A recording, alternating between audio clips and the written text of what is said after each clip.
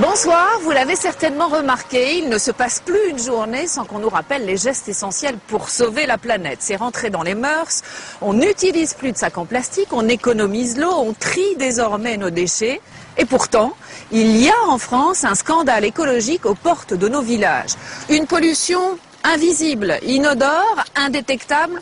Regardez ici, on est au bord d'une rivière, un paysage plutôt bucolique, a priori rien d'anormal, sauf si on a un compteur Gégère.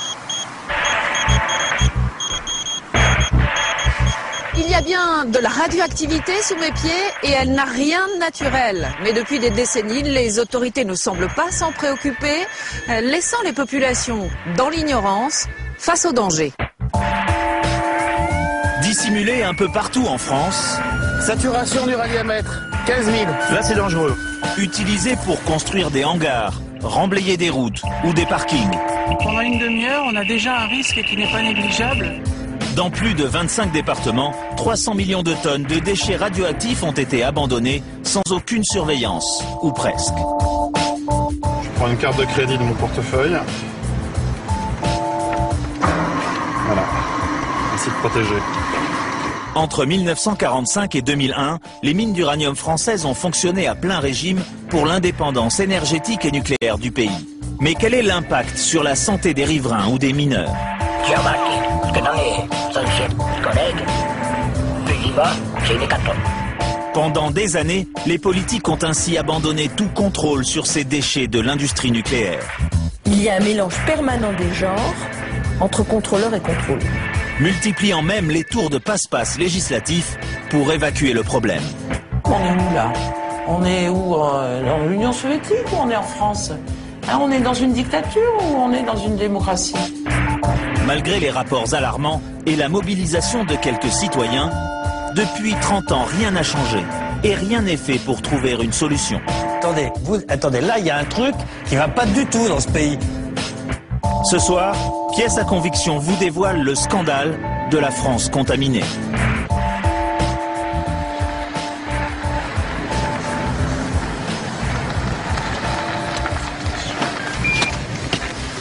Notre enquête commence à Gueugnon, en Saône-et-Loire. Nous sommes ici à quelques mètres du stade de football. L'équipe de la ville s'appelle les Forgerons. Les soirs de match, tous les supporters viennent ici. Pourtant, l'un des deux parkings sur lesquels ils se garent est contaminé, radioactif.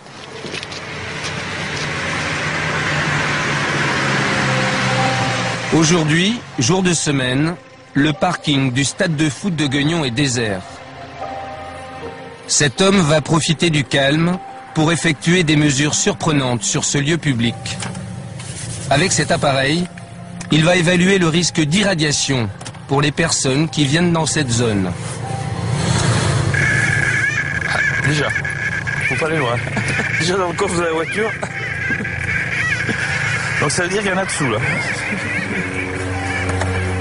Christian Courbon travaille pour la CRIRAD, le seul laboratoire français indépendant de recherche et d'information sur la radioactivité.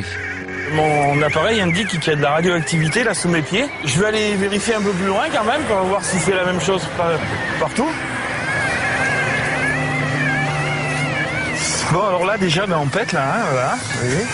Mais il y en a partout là. Oui, il y en a partout. C'est une horreur.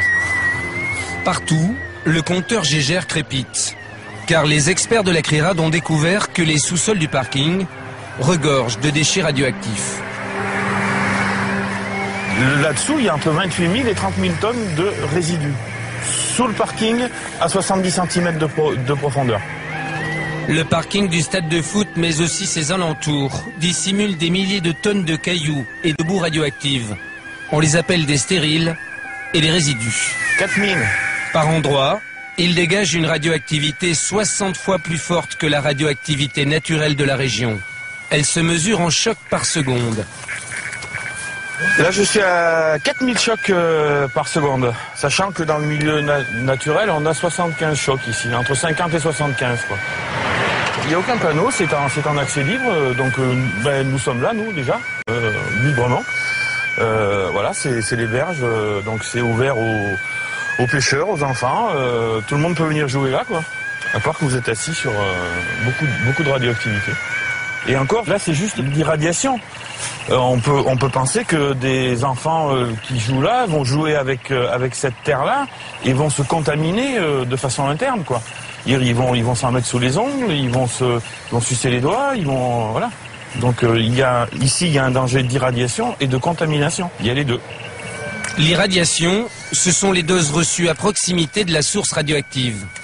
Mais la contamination, c'est l'irradiation permanente, car notre corps transporte alors une source radioactive. Il y a 220 000 tonnes de déchets radioactifs en plein centre-ville de Gueugnon. Voilà. Cette quantité colossale est consignée dans ce rapport, rendu public en mars 2007.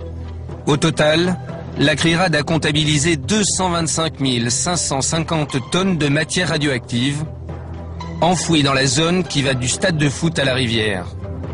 Ces déchets ont été rejetés par une ancienne usine d'extraction d'uranium située de l'autre côté de la berge. Cette usine, aujourd'hui démontée, était située sur ce terrain vague, entre ces deux hangars. Elle a produit pendant 25 ans du concentré d'uranium pour l'industrie nucléaire. Il y a 11 mois, les habitants de Gueugnon ont découvert avec inquiétude le rapport de la CRIRAD. Depuis, l'association locale de défense de l'environnement tente de cerner l'ampleur des risques pour la population. Personne ne sait ce qui s'y est passé en fait ici. Ben non, à part les gens du coin, quelques informations, les gens qui ont travaillé. Qui ont travaillé et qui ont donc manipulé toutes ces matières qui peuvent témoigner encore, ceux qui sont encore en vie. Un de ces anciens salariés de l'usine a accepté d'aider les habitants à collecter des informations. Jules Rameau a travaillé 25 ans pour l'usine d'uranium, jusqu'à sa fermeture en 1980. Il était contremaître. Son témoignage est essentiel. L'uranium ici, ça venait en pierre, une carrière, et on concassait, on broyait, et ensuite on attaquait à l'acide sulfurique, voilà. On faisait des précipités, on filtrait, oui. Et tout ce qui était sable et eau, on envoyait tout ça ici. Même où est le stade, là, les tribunes, ça a été remblayé avec du stérile uranifère. Donc le stade, il a été fabriqué avec des stériles, sur la base de stériles. Pas tout, mais disons qu'il y a que les dernières tribunes, là c'est sûr. Hein. Là-bas, non. D'accord, mais là c'est sûr. Là c'est sûr, parce que c'est moi qui ai remblayé, alors je suis sûr que... C'est vous qui avez remblayé là? Sous le parking, sous les tribunes du stade, mais aussi sur ce terrain voisin, 225 000 tonnes de matière radioactive ont donc été enterrées, avant d'être simplement recouvertes d'une couche de terre. Les résidus radioactifs, ça occupe quoi? Enfin, les premiers. En proportion. En proportion, je sais pas, à peu près, je sais pas si on voit les talus ici, parce que moi, c'est par rapport au machin. Aujourd'hui, la décharge radioactive a disparu sous la végétation, et Jules Rameau a du mal à en cerner les contours. À peu près peut-être 20 ou 30 mètres ici, juste là-bas au chemin. Au total, les déchets sont enfouis sur 12 hectares de terrain. Quelques années plus tard, la commune a même créé un parcours de santé sur ce site. Depuis peu, il a été démantelé. Là, il y avait des agrès où les gens font leurs petits exercices et ils faisaient le tour du terrain. D'accord. Le tour du terrain radioactif. Donc, il y avait un parcours Vita où les gens étaient censés, disons, se mettre en forme. On peut dire qu'ici, il y a eu un travail de désinformation, non-information, où on a essayé de faire une démonstration, en fait. Démontrer que ça, finalement, bon, c'est pas si dangereux que ça, finalement. Bien caché dans la nature, vous voyez. Maintenant, c'est très écologique.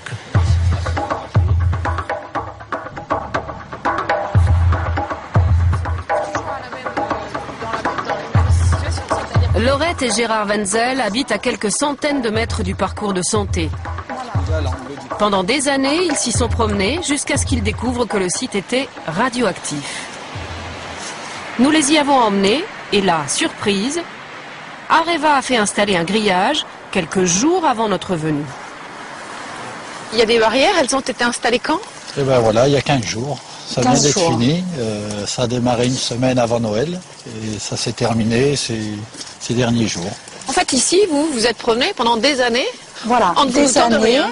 sans se douter. Nous savions qu'il y avait le dépôt de déchets de l'usine Cogema qui était avant à Guignon, mais sans savoir qu'il y avait un réel risque de toxicité ou de danger. Bon, qu'on comprenne bien, hein, ça veut dire que vous étiez là avec le landau, le petit, vous Oui. monsieur, vous faisiez votre jogging voilà, ici vélo, chien, marche à pied. Marche presque quotidienne. Quotidienne.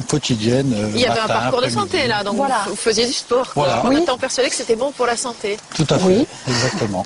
Est-ce qu'il y a aussi tout simplement de l'inquiétude? Alors moi, à la limite, je me dis, bon, j'ai fait mon temps, je ne risque peut-être plus rien, ou ce sera trop tard, ça se verra dans quelques années. Vous n'avez pas fait votre Mais temps. c'est par rapport à mon fils et même notre petit-fils, parce que je suis sûre qu'il nous a déjà accompagnés en promenade sur ce terrain. Et vous avez l'impression qu'on répond à cette inquiétude aujourd'hui ou qu'on vous laisse un peu seul? Pas du tout.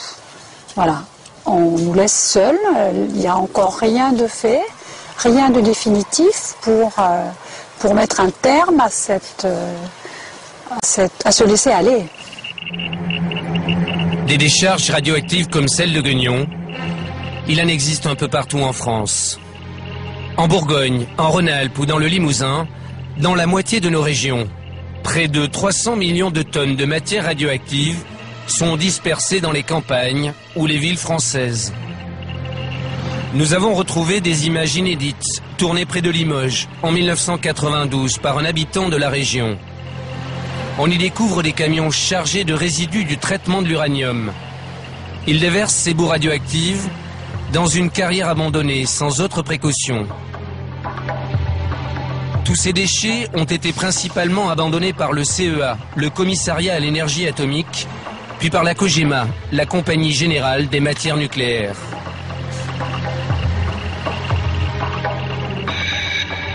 De 1946 à 2001, ces deux entreprises contrôlées par l'État ont exploité 210 mines d'uranium sur le territoire français. Pendant 55 ans, elles ont fourni le combustible nécessaire pour alimenter nos centrales nucléaires et fabriquer nos bombes atomiques.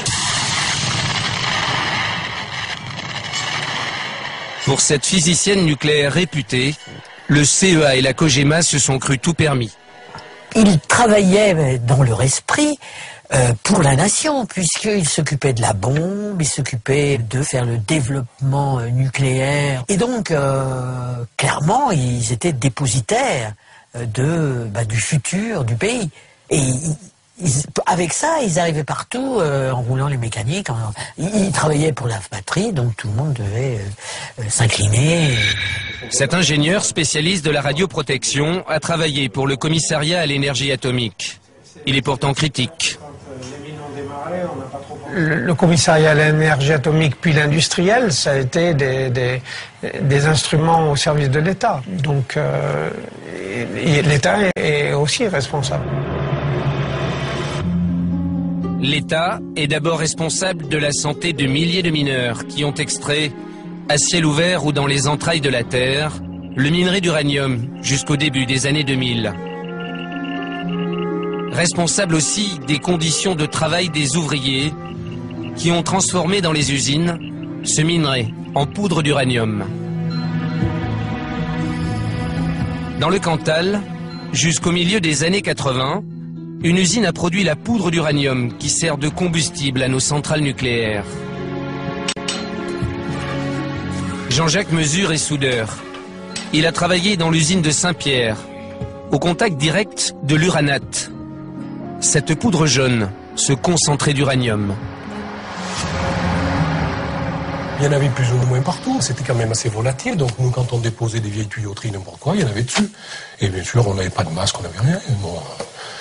Mais j'ai vu pire que ça.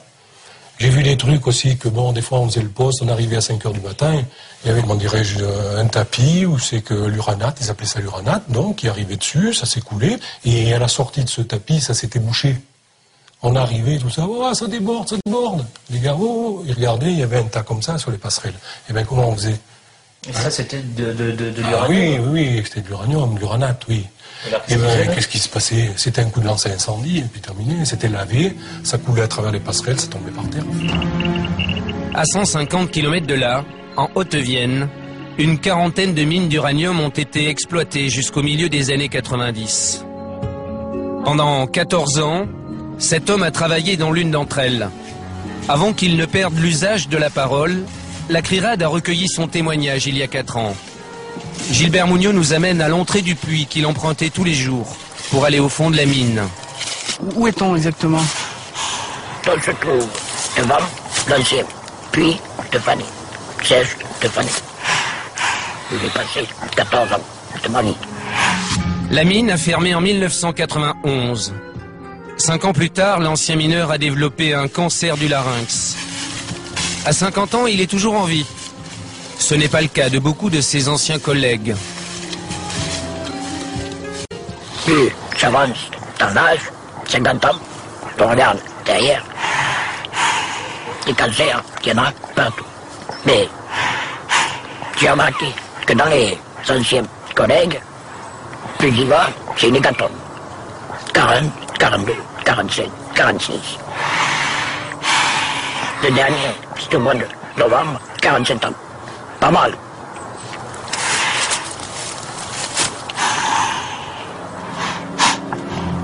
On fait une pause? En Haute-Vienne et dans les 210 mines d'uranium françaises, pendant des décennies, les mineurs ont été très exposés. Car il n'existe aucun moyen de se protéger, par exemple, de l'irradiation dégagée à proximité du minerai d'uranium. Comment se protéger contre le rayonnement gamma direct? Rien faire. Rien, t'as pas de protection. Travailler comme ça. Il t'aurait fallu 1 centimètre de peu.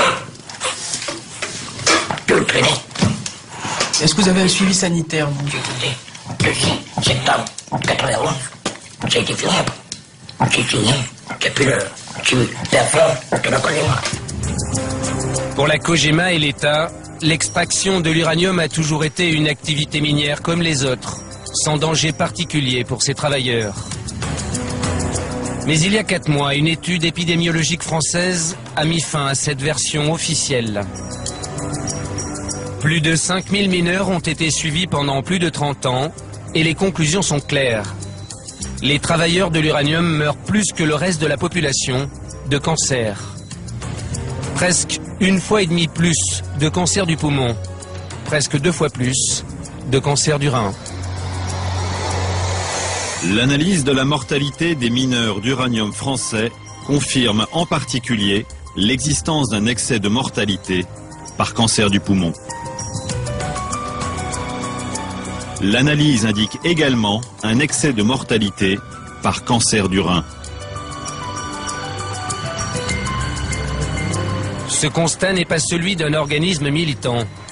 Il émane de l'Institut de radioprotection et de sûreté nucléaire, un organisme de l'État. C'est ce chercheur qui a supervisé l'étude. Dominique Laurier est formel. Les travailleurs de l'uranium décèdent plus que les autres de cancer. On voit en effet apparaître certains types de pathologies, en particulier les cancers, et le résultat principal, eh bien, c'est une augmentation de la fréquence des cancers du poumon à l'intérieur de cette population. Chez les mineurs, ces cancers du poumon sont surtout provoqués par le radon, un gaz très toxique dégagé par le minerai d'uranium. Pour le chercheur, ce gaz, mais aussi l'irradiation causée par le minerai, n'est pas sans danger pour les populations. Chez les mineurs d'uranium, la dose maximum au poumon est due au radon. Ce qui ne veut pas dire qu'en effet, sur certains autres types de populations, sur certains autres types d'expositions, on a des connaissances aujourd'hui pour indiquer que des fortes doses de rayonnement gamma peuvent entraîner également des cancers, y compris des cancers du poumon. À Guignon, quels sont les risques pour la population au contact des matières radioactives abandonnées dans la ville? Retour à proximité du stade, de l'autre côté de la rivière. Nous allons cette fois-ci mesurer l'irradiation, c'est-à-dire l'impact de la radioactivité sur le corps humain. Saturation du radiamètre, 15 000. Là, c'est dangereux. À 2 pas de l'ancienne usine démantelée de la Cogema, l'expert de la CRIRAD a trouvé un point radioactif qui bloque carrément la mesure de son compteur Gégère. On sature le compteur Gégère au-delà de 15 000 chocs et en débit de dose au contact, on a 20 microsieverts. C'est-à-dire qu'en irradiation ? En irradiation, on a 20 microsieverts.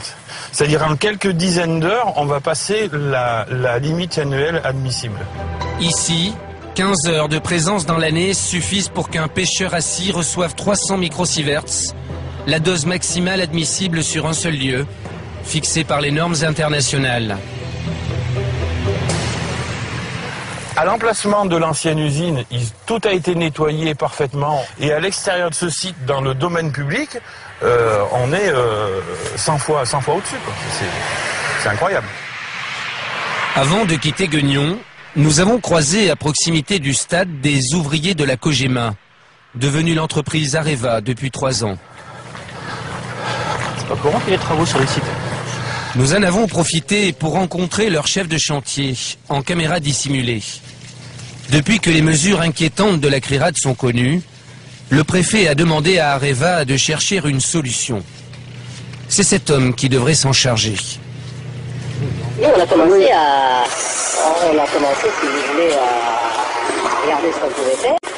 Et on a même fait faire des devis. Là, on attend, c'est le préfet qui gère l'affaire. On attend les décisions qui pourront être prises. Suivant ce qui sera décidé, on agira, quoi. Là, vous savez que c'est un propriétaire. Là, vous êtes propriétaire jusqu'à la route, ouais. Donc, ce que je dis, moi, c'est qu'à la limite, on mettait la clôture à la route et basta. Mais bon, c'est vrai que, de notre côté, ça arrange bien la commune d'avoir ça. Pour garer les voitures. Alors, voilà. Fermer le périmètre radioactif. Cette simple précaution permettrait de ne pas trop exposer la population. Il y a quelques jours, Areva se serait engagé à retirer les matières radioactives enfouies sous le parking du stade de Guignon.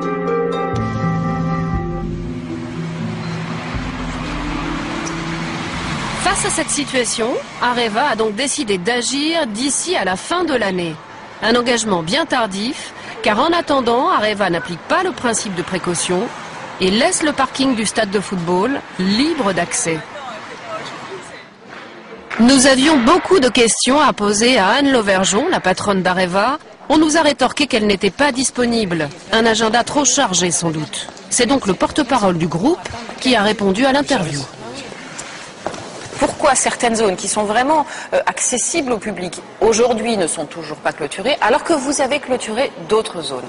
Parce qu'il y a des zones sur lesquelles nous ne souhaitons pas que le public aille. Et ce que nous appliquons, par exemple, à poser des barrières, nous le faisons en application de la réglementation, parce que les autorités de protection, l'ADRIR ou l'autorité de sûreté nucléaire nous le demandent. Pourquoi vous ne souhaitez pas que le public y aille ? Parce que ça veut dire que les zones sur lesquelles, qui sont concernées par ces protections ne doivent pas être accessibles au public. Donc nous appliquons... Vous n'avez pas répondu à ma question. Pourquoi ? Parce que la norme ne permet pas et que les autorités souhaitent que le public... Parce que c'est dangereux ? Non, ce n'est pas forcément dangereux. La norme est dépassée, mais ça n'est pas dangereux. Tout ce qui n'est pas accessible au public n'est pas forcément dangereux immédiatement. Nous souhaitons que là où des questions se posent, où des doutes existent, le temps que nous apportions les réponses au public et que parfois nous trouvions des solutions ensemble, alors il y a les restrictions maximales. Moi, je vous propose quelque chose qui est assez simple. On a nous-mêmes fait des prélèvements sur 2 sites où nous sommes allés. Je vous les montre. Voilà, c'est une boîte plombée.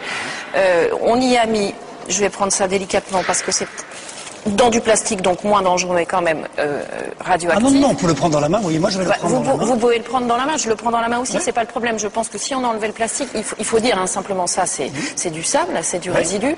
Donc si on enlevait le plastique, comme c'est du sable, ça peut partir vraiment absolument partout dans cette pièce, et je ne souhaite pas, et j'imagine que vous non plus, vous ne souhaitiez pas que ce soit à tout vent ici, que quelqu'un éternue dans cette pièce. Ça, c'est un Radex, je ne vous dis pas ce que c'est, vous savez parfaitement ce que c'est, ça mesure la radioactivité, et on va donc regarder immédiatement la mesure que on obtient. Quelle est la norme? On est en microsievert? Oui, on est en microsievert par heure. Donc là, ça monte à 1,62, ça continue à monter. Bon, voilà. Donc... Et la norme, elle, d'exposition tolérée pour un individu, elle est par an de 1 millisievert. C'est-à-dire que ce sac, pour arriver à la norme, non pas de danger, mais la norme acceptée par les autorités, il faudrait que je reste en exposition avec 100 heures, Élise Lucet. Selon la CIPR, Commission internationale de protection radiologique, 10 microsieverts, c'est-à-dire que là, on n'en est pas si loin que ça, par an. D'accord, c'est une dose au-delà de laquelle il existe un risque pour la santé. Si effectivement on est quasiment à 2, au bout de 5 heures, on arrive à 10 microsieverts par an, donc qui est une dose qu'il ne faut pas dépasser pour la CIPR. Mais c'est une dose, Élise Lucet, que vous trouvez à l'état naturel. Voulez-vous moi-même que j'aille chercher une pierre de granit qui est là à votre disposition? Ce qu'on peut faire très simplement, c'est prendre la radioactivité naturelle. Oui, parce qu'elle n'est pas dans l'ambiance. Mais regardez, Élise Lucet, prenons ce granit. Prenons ce granit qui est un granit naturel et approchez donc, s'il vous plaît, votre appareil. Bien sûr, avec grand plaisir. Et approchez donc votre appareil et vous allez voir que ce sont... Alors, où est-ce qu'il monte, celui-ci? 0,40. Écoutez, là, voilà, je suis à 0,40. Là, écoutez, franchement, 0,40. Mais pour vous dire que nous sommes dans des normes...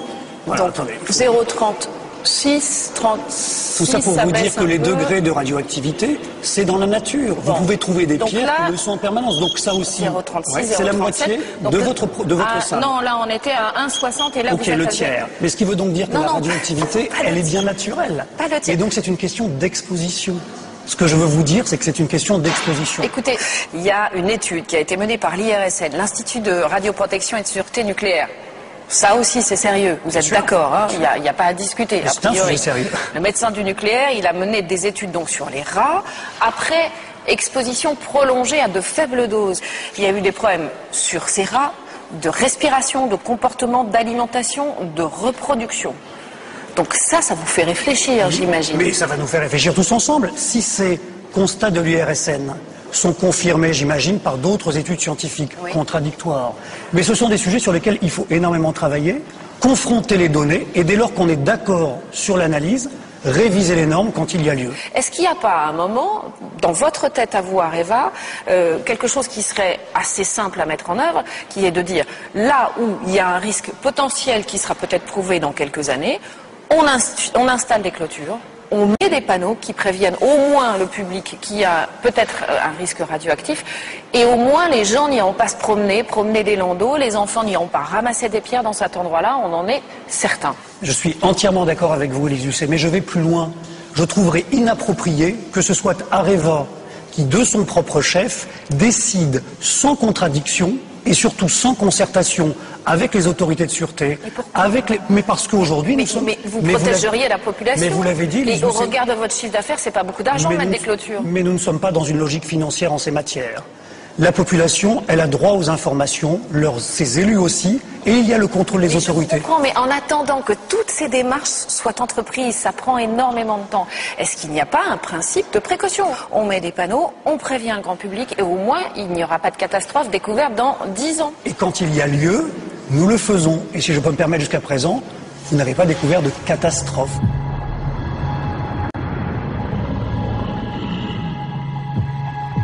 Commune de Saint-Priest-la-Prugne, dans le département de la Loire.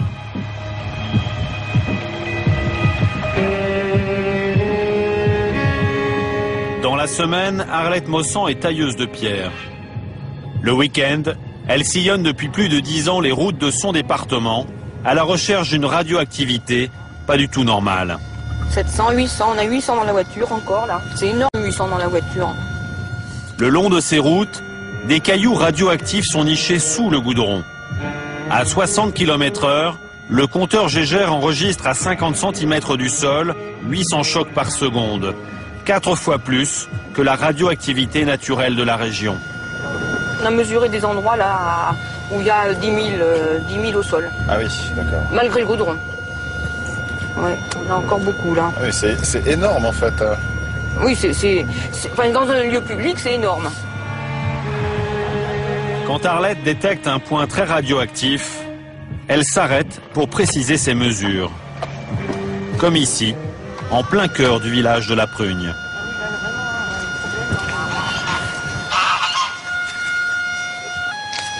On a passé plus de 10 000 là. 11 000, 12 000. 12 plus 3, ça veut dire 12 000. C'est vraiment, là, c'est vraiment énorme là. Il y a une grosse pollution là. Ah oui, on passe tout de suite à, même à 13 000 là. 13 000 chocs par seconde, c'est 65 fois plus que la radioactivité habituelle dans la région. Et on est en plein village, là. En plein dans le village, les gens passent, discutent. C'est vrai que c'est vraiment énorme, là. La responsable de l'association écologique des Bois Noirs va faire part de sa nouvelle trouvaille au maire du village. 13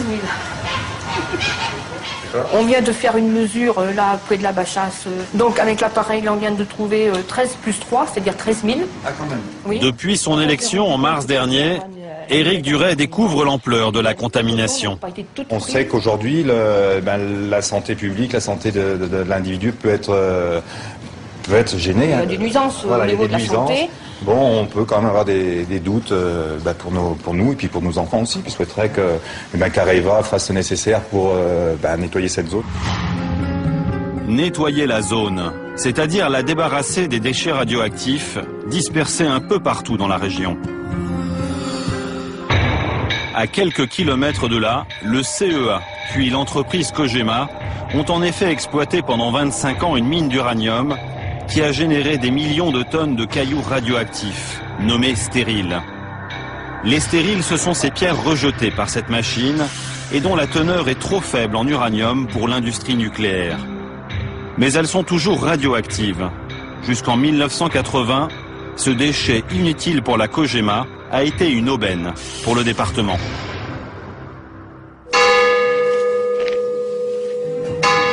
À Saint-Priest, depuis que le collectif des Bois Noirs et la CRIRAD ont révélé l'ampleur de la dispersion, d'anciens employés de la mine se sont mis à parler. Jean-Paul Seignol a été chauffeur de camion pour la Cogema. Sur le site minier, il croisait souvent du personnel de la DDE, la direction départementale de l'équipement, qui venait se servir. La DDE mettait des pelles. La Cogema dit voilà, vous chargez là, ils se mettaient sur la verse à stérile, un gros remblai, un gros tas de stérile, ils tapaient dedans et puis ils chargeaient, les camions partaient, alors, à droite à gauche, n'importe où. Voilà pourquoi certaines routes du département crépitent. Elles ont été construites sur des stériles par les services de l'État. C'était gratuit ou il fallait l'acheter?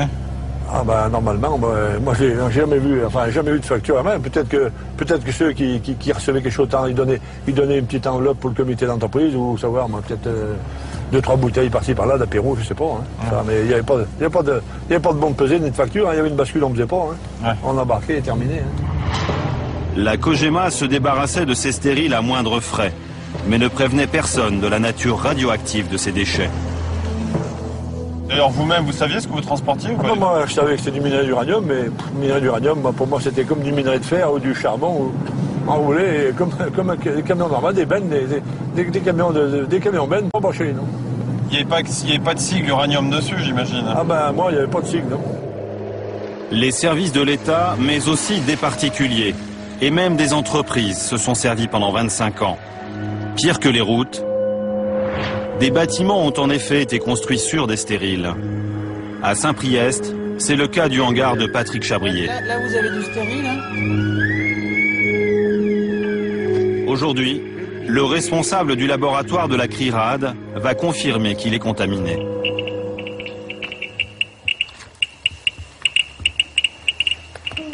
« 1,5 microsievert par heure.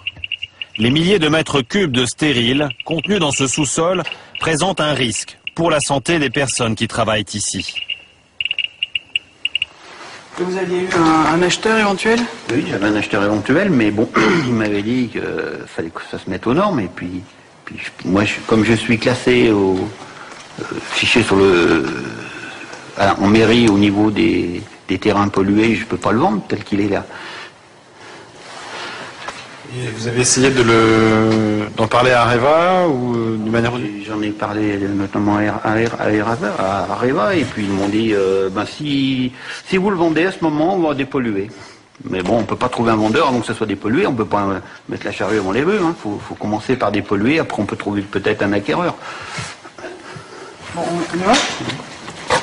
Aujourd'hui, ce chef d'entreprise a l'impression d'avoir été berné par la Cogema. Dans les années 1970, il a récupéré avec son père des milliers de mètres cubes de stériles sur lesquels repose son local. Donc tout ça, toute cette partie s'est remblayée en stérile? Toute cette partie, oui, qui est même un peu au-dessus. Donc vous avez, vous voyez la hauteur. C'était une aubaine de trouver du remblai bon marché, quoi, pour emblayer le... Sinon, je me demande si ça aurait été possible de le faire autrement, de remblayer un truc comme ça. Et Areva le vendait ou le donnait? Bon non, il le donnait à une époque, et puis après, il y a eu... Bon, mais... Je sais peut-être pas. On avait peut-être... après, il fallait donner un petit quelque chose à la fin, mais bon... Disons que c'était... C'était pas cher, relativement, pour du remblai, c'est vrai. Bon, si on avait su ça, on n'aurait pas été le chercher. Hein. Comme Patrick Chabrier, de nombreux habitants regrettent d'avoir accepté les largesses de la Cogema. Enfin, vous êtes quand même coincé, vous. Bah, on est coincé avec ça, parce que on peut ni vendre ni rien faire, quoi. Il faut qu'on trouve une solution, et puis c'est pas... Moi, je voudrais pas laisser un cadeau empoisonné aux enfants, hein. Qu'est-ce qu'ils vont faire de ça? Ça va devenir quoi, hein? Je fais pas quand même... Après moi, ils vont faire quoi, hein? Il faudrait qu'ils se débrouillent avec ça.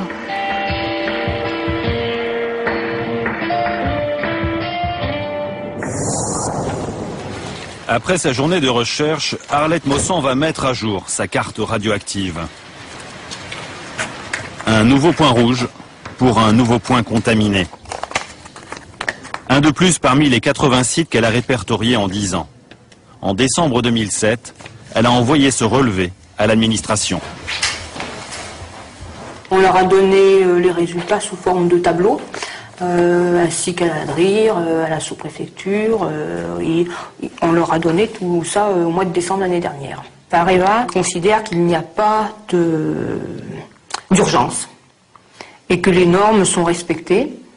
Voilà. Et nous, on considère qu'il y a quand même des valeurs qui sont très importantes par rapport à la valeur naturelle.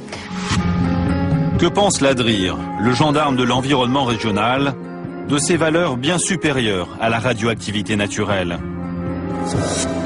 Nous sommes allés à Lyon, rencontrer le responsable de l'État pour la région Rhône-Alpes. Philippe Le Danvic est aussi délégué de l'autorité de la sûreté nucléaire, la police du nucléaire en France.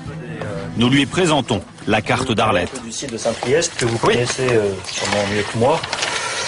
Donc je suis même allé cet été, donc en vacances? Non, pour le travail, donc justement pour voir à quoi ça ressemblait. Et donc sur chacun de ces sites, donc des évaluations de risque ont été conduites de cette façon. Et selon que le risque est supérieur à un certain seuil ou pas, les remblais ont été enlevés ou pas. La réponse qui est apportée sur faut-il ou pas déblayer les remblais, c'est naturellement par rapport au seuil d'un demi-millisieverts qui est utilisé comme référence. 0,5 millisieverts, presque le double des 0,3 millisieverts sur un même lieu que recommande la Commission internationale de radioprotection. Une recommandation que la France est censée appliquer. Visiblement en Rhône-Alpes, la préfecture a fixé sa propre norme, bien au-dessus de ce seuil de tolérance.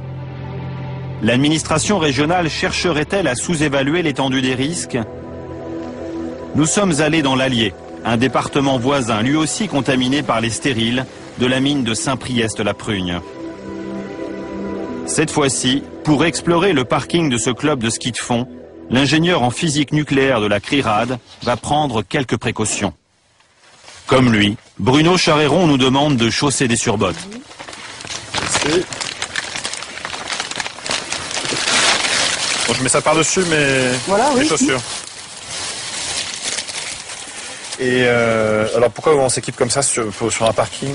Comme on va donner quelques coups de pioche pour voir un petit peu la différence quand on s'enfonce dans le sol, on va mettre des surbottes et des gants pour que s'il y a de la poussière d'uranium, on n'en ramène pas sur les mains ni sur les pieds. Plus de 4000 chocs. Là, je sature encore, plus de 5000 chocs. Donc là, il y a un objet, il y a un caillou qui émet plus de 5000 chocs au contact. Et donc, en grattant, on peut monter beaucoup plus. Et ce genre de caillou, en fait, il y en a absolument partout, sur ce parking, absolument partout, sur toute cette surface ici. Bruno Charéron va nous montrer ces cailloux à fleur de sol, qui contiennent ce fameux uranium de couleur jaune.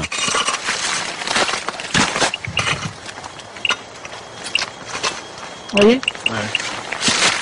L'ingénieur va mesurer l'irradiation, c'est-à-dire l'impact sur le corps humain de ce caillou radioactif. Donc là, on commence à atteindre des doses quand même relativement élevées, là, j'imagine. Là, on est à plus de 20 microsieverts par heure.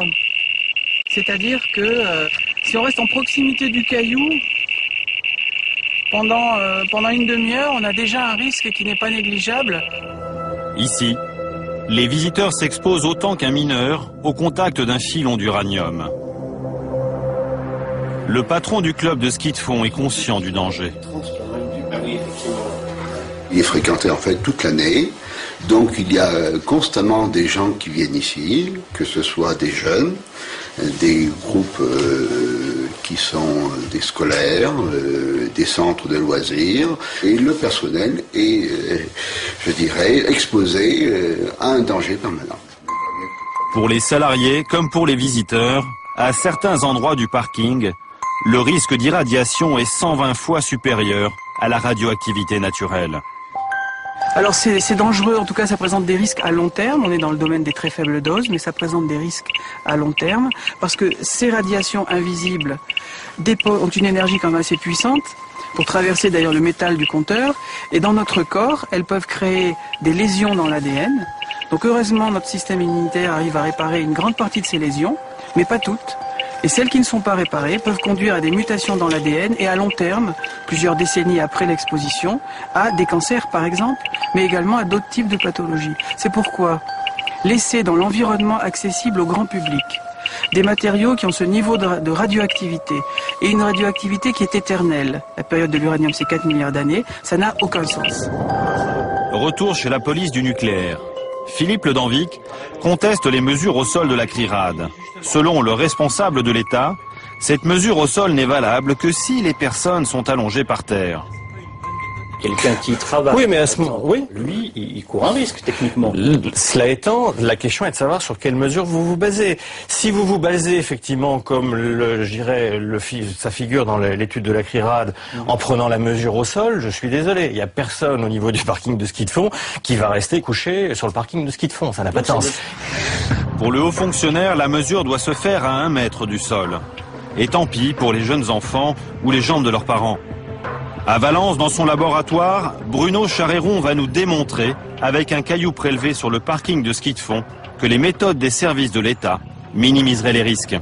Donc là, pour limiter les risques et les doses que vous prenez, je vous demande simplement de passer à 2 mètres.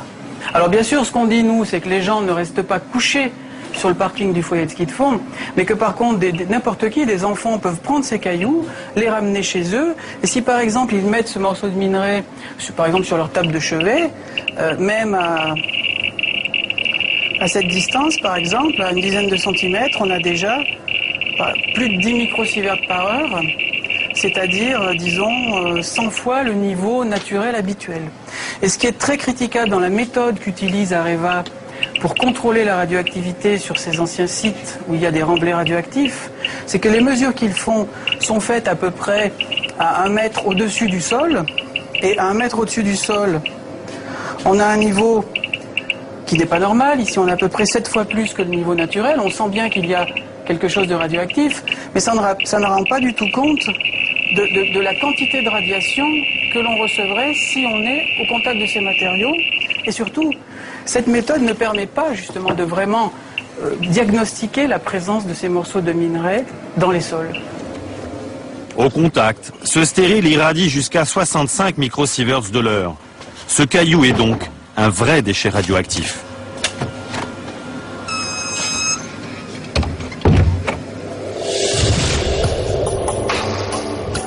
Officiellement, l'exploitation des mines a engendré 170 millions de tonnes de stériles. Mais il y a plus grave. Nous voici dans le Cantal, à Saint-Pierre, un village en partie bâti sur un ancien site minier. Depuis 30 ans, cette jolie commune vallonnée repose sur 600 000 tonnes de résidus, ces bouts rouges issus du traitement chimique de l'uranium. En 1985, le site minier a fermé. En quelques années, il a été effacé du décor par des paysagistes spécialisés dans le réaménagement des anciennes mines. Cet habitant est le secrétaire de l'association qui tente de faire décontaminer son village. Il nous amène sur cet espace de loisirs qui repose sur des résidus. Là, nous sommes sur un terrain privé, propriétaire Areva. Bon, ce site, nous déjà, on est surpris qu'il ne soit pas clôturé, qu'il ne soit pas interdit au public. Et comme vous voyez, même, on attire le public en installant des bancs, en faisant tout en sorte qu'il soit agréable. Mais nous sommes sur un site privé où on a créé ce fameux espace Saint-Pierre. Nous nous dirigeons à présent vers l'ancienne usine qui traitait le minerai d'uranium. Et là, on arrive à l'emplacement de l'ancienne usine. Et c'est cette parcelle qu'on voit en dessous de nous que les ingénieurs de la CRERAD ont trouvé du yellow cake carrément. Le yellow cake, c'est de l'uranium ultra concentré utilisé pour nos centrales nucléaires et nos bombes atomiques. Les paysagistes de la COGEMA ont oublié à Saint-Pierre ce concentré de radioactivité à peine recouvert par 10 cm de terre. À Saint-Pierre, certains habitants sont très exposés. En bordure de l'ancienne mine, de l'autre côté du village, le maire a fait construire un lotissement d'une quinzaine de maisons où sont logés des employés municipaux. En 1997, Pascal et sa famille ont loué l'une des 3 villas construites juste au bord de l'ancien terrain minier. Donc c'était là que j'habitais. Ils l'ont quitté il y a 6 ans. J'ai fait confiance aux gens d'ici, quoi.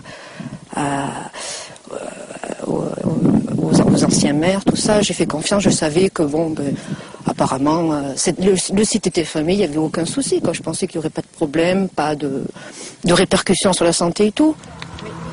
Pascal connaissait le passé minier du village, mais elle n'avait jamais entendu parler de contamination. Puis, elle a découvert que sa maison était bourrée de radon, un gaz ultra radioactif que dégagent les résidus. Il s'avère que dans cette maison, il y en a un taux très élevé. Vous vous rappelez à peu près le taux qu'il y avait dans la chambre, nous, où on dormait, le taux s'élève à 5000 becquerels par mètre cube, alors que la norme dans les habitations du Cantal est de 161 becquerels par mètre cube. Ah oui. C'est quand même c'est inquiétant, hein. Vous vous rendez compte? On a vécu de 97 à 2002 ici. J'ai quand même eu 2 enfants, donc bon, de grossesse, des enfants. Les enfants, quand ils sont tout petits, quand ils sont en bas âge, ils jouent par terre au sol. Ils sont toujours sur leur tapis à jouer. Donc ils sont en contact avec ce radon, parce que le radon, c'est un gaz lourd qui reste quand même assez à ras du sol. Donc c'est quand même eux les premiers touchés par ce gaz. 5000 becquerels par mètre cube, 25 fois plus que la norme admissible fixée par la communauté européenne, qui recommande de ne pas dépasser 200 becquerels dans les habitations récentes. Ces 3 maisons sont les plus exposées. Nous avons voulu rencontrer leurs locataires. Aucun n'a souhaité nous parler. On va les préparer à manger. Attends. Depuis 5 ans, la famille Dumas s'est installée dans un autre village. Mais Pascal a voulu savoir si la santé de ses enfants avait pu être affectée. Voici ce que la direction départementale des affaires sanitaires et sociales du Cantal lui a répondu en avril 2007. S'agissant du risque lié au radon, une exposition régulière durant de nombreuses années à des concentrations excessives de ce gaz accroît le risque de développer un cancer du poumon. Mais le premier facteur de risque du cancer du poumon reste néanmoins et de loin le tabac. Cette réponse a particulièrement choqué Pascal. Ça m'a beaucoup interpellée tout ça, parce que mes enfants vont grandir. Si un jour ils me disent comme ça, oui maman, tu savais qu'il y avait dans l'habitation où on est né, où on a grandi, une forte concentration de radon, tu n'as rien fait, tu n'as pas cherché à savoir et tout. Je vais vachement culpabiliser. Je peux pas rester comme ça, les bras croisés, sans rien faire. C'est mes enfants. Puis moi, j'ai pas envie que mes enfants, quand ils auront l'âge de 30 ans, voire plus, qu'ils aient un souci de santé par rapport au radon. Dans la lettre, les autorités sanitaires s'étaient engagées à dépister toutes les maisons du village et à trouver des solutions pour les habitants exposés. 2 ans plus tard, rien n'a été fait. Mais à Saint-Pierre, elles ne savent peut-être plus par où commencer. Dans ce joli village, même le lac est contaminé. interdit à la baignade depuis peu, il a servi de base de loisirs jusqu'en juin 2005. Pourtant, Total Compagnie Minière, l'ancien exploitant de la mine, avait tenté de dissuader le maire de l'aménager en 1987. Je tiens à vous mettre en garde. Des prélèvements mettent en évidence l'influence de la proximité du gisement d'uranium sur la qualité chimique de l'eau. Je dégage par la présente lettre toute responsabilité de la société Total quant à la création de l'ouvrage décidé par votre municipalité. Avant de quitter Saint-Pierre, nous avons pris rendez-vous avec son maire pour lui demander quelques explications. Mais à notre arrivée, il nous a fait faux bond. Officiellement, il était parti en voyage. Depuis, il n'a plus répondu à nos demandes d'interview.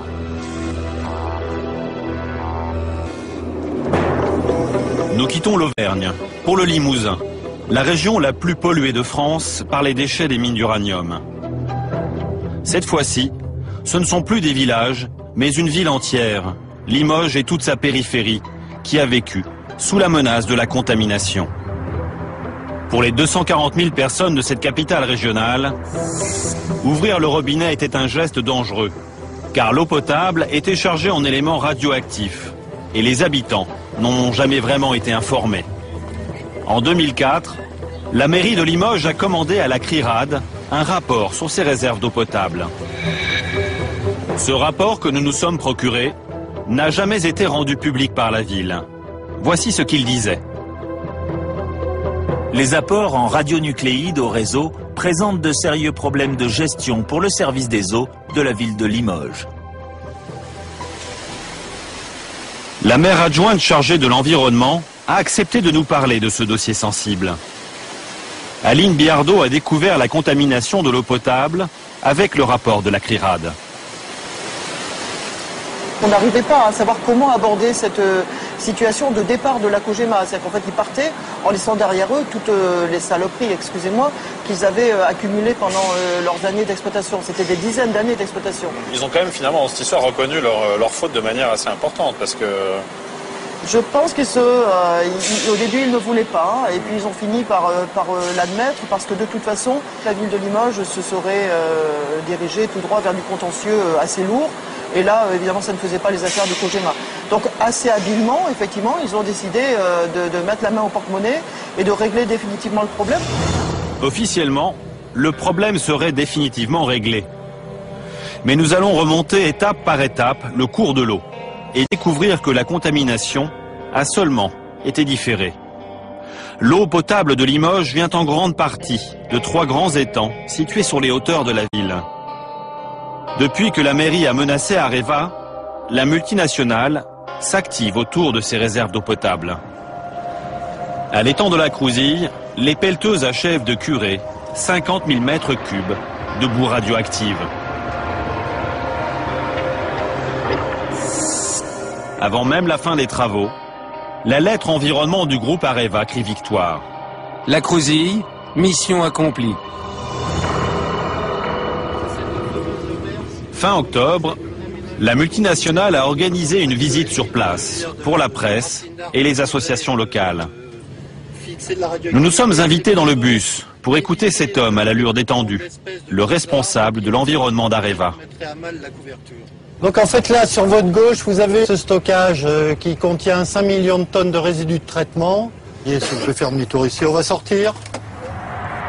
Christian Andrès nous amène autour de l'étang de la Crouzille pour nous convaincre que les travaux réalisés par son entreprise ont définitivement décontaminé cette réserve d'eau potable.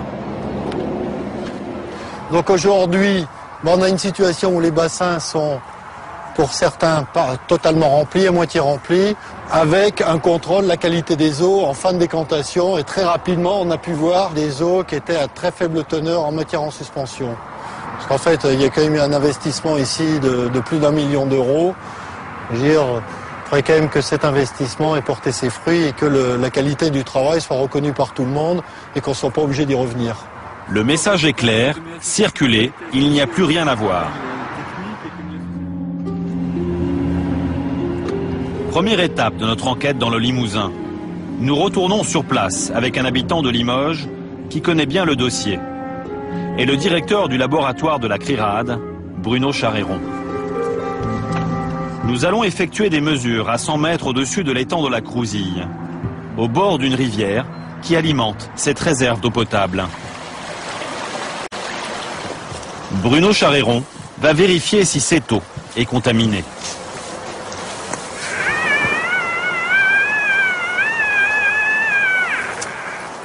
Ici, on a par exemple plus de 1000 chocs par seconde. C'est lié au fait que tout le milieu naturel, toute cette tourbière, toutes ces terres sont contaminées par l'uranium et le radium qui circulent dans l'eau. Cette eau qui est chargée en radioéléments se déverse directement dans l'étang de la Crouzille. Et c'est pour ça qu'il a été contaminé et qu'il va continuer à être contaminé. Dans combien de temps ça va rester un déchet? Si personne n'enlève ces terres contaminées, elles vont rester contaminées pendant des milliards d'années, puisque la période de l'uranium, c'est 4,5 milliards d'années. Avant de quitter l'étang de la Crouzille, un ouvrier du chantier est venu nous mettre en garde. Donc restez pas dans le coin, parce qu'il y a la dame qui s'occupe de l'inspection des travaux qui va venir. Ouais, on s'en va. Parce que les autres au bout du chantier vous ont vu. Restez pas dans le coin. La ville de Limoges a dépêché l'inspectrice du chantier pour nous interdire de filmer ce lieu, que nous avions pourtant filmé avec Areva auparavant. Bonjour. On vient de se faire réprimander par votre collègue. Est-ce que c'est pas fini?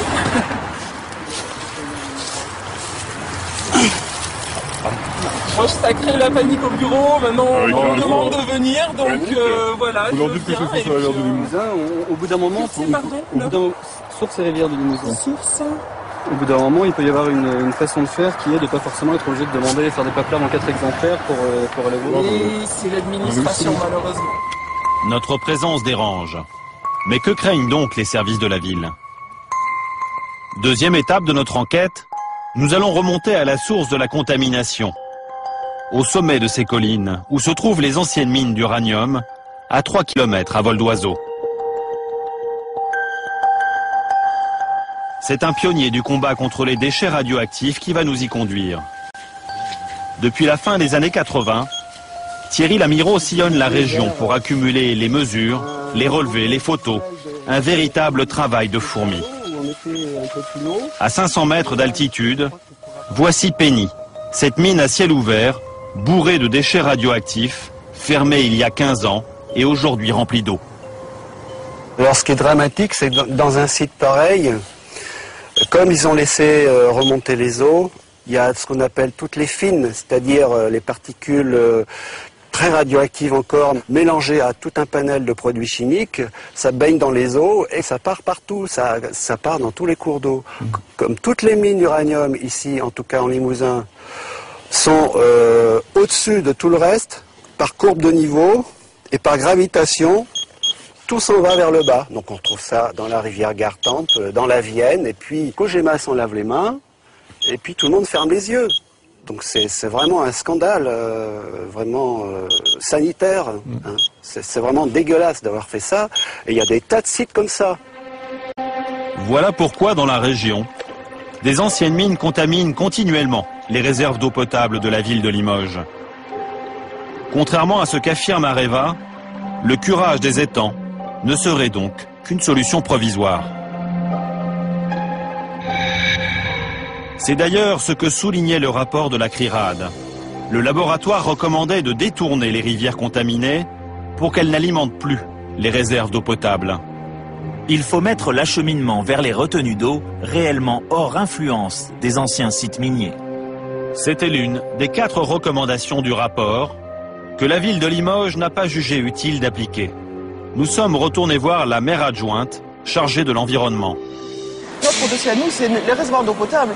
On n'est pas là pour régler le problème de la radioactivité sur l'ensemble du département ou de la division minière de la Crouzille. Nous, notre dossier, c'était l'eau potable. Une fois qu'on a eu trouvé l'arrangement pour notre approvisionnement en eau potable, on n'avait pas de raison d'aller au-delà. Il reste en fait différentes sources de contamination qui continuaient à polluer cet étang. Honnêtement, dès qu'on aura cette information, je vous assure qu'elle sera traitée au fond, parce qu'on n'a pas du tout l'intention de rire avec cette affaire-là. Pour nous, c'est une affaire sérieuse, une affaire de santé publique. La mairie semble découvrir que les vieilles mines contaminent toujours les eaux, malgré le curage réalisé par Areva. Et nous allons découvrir avec Thierry Lamireau que la multinationale serait aujourd'hui encore très désinvolte avec ses déchets. Sur les hauteurs de l'étang de la Crouzille, c'est ce cycliste qui va nous mettre par hasard sur la piste. Bonjour. Bonjour. On va vous interrompre 2 petites secondes. Si c'est possible, pardon, dans l'effort. Merci. Vous savez que vous êtes baladé sur un ancien site de la Cogema. Oui, avec des mines. Vous y avez travaillé ou pas? Non, d'accord. Cet été, cet habitant aurait vu passer des convois de camions qui auraient déversé leur contenu en pleine nature. Non, juste là-haut, là. Il y a eu la terre de ramener de la Crouzille, l'étang de la Crouzille, il y a quelque temps. Ah, est-ce qu'on est près de Belzane ici? Non, là, ça n'a pas été mis là, ça a été mis à côté de Bessines, à Belzane. Moi, j'ai vu les camions faire des allers-retours ici. Mais quand? En quelle année? L'année dernière. Mais quand l'étang de la Crouzille a été... En 2007. Là, en 2008. En 2008. Il a été nettoyé, l'étang de la Crouzille. Donc vous avez vu des camions qui transportaient quoi? Les camions qui venaient aller-retour. Ben, la terre, quoi? Ben, vous allez voir là-haut le rajout de terre. Là-haut, là, sur Betfond. D'accord. Selon ce témoin, il s'agirait des boues provenant du curage de l'étang de la Crouzille. Quelques centaines de mètres plus loin, nous tombons sur ces milliers de mètres cubes de vases abandonnés en pleine nature. Nous allons mesurer l'irradiation de cette terre encore humide avec un petit compteur Gégère. 0,5 microsieverts, c'est le double de la radioactivité naturelle dans le Limousin. Pourtant, c'est la loi. Depuis qu'elles ont été retirées de l'étang, les boues sont considérées comme des déchets radioactifs qui doivent être stockés à l'abri du public. C'est incroyable de voir ça, quoi. Donc ils sont tellement sûrs d'eux que voilà, ils se gênent pas. C'est là qu'on voit que vraiment il y a une puissance totale de la part de tout son fonctionnement du nucléaire en France. Thierry Lamireau sait de quoi il parle.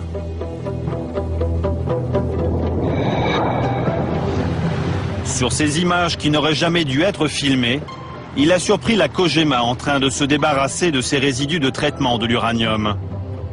En 1992, pendant des semaines, des centaines de ces camions-bennes ont traversé des villages de Limousin sans aucune précaution.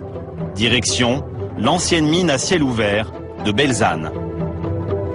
Avec ses 1 500 000 tonnes de déchets radioactifs, ce site devrait être classé en installation nucléaire de base. Pourtant, l'ancienne mine est aujourd'hui devenue un site modèle, une vitrine que le responsable de l'environnement d'Areva n'hésite pas à promouvoir auprès de la presse et des associations locales.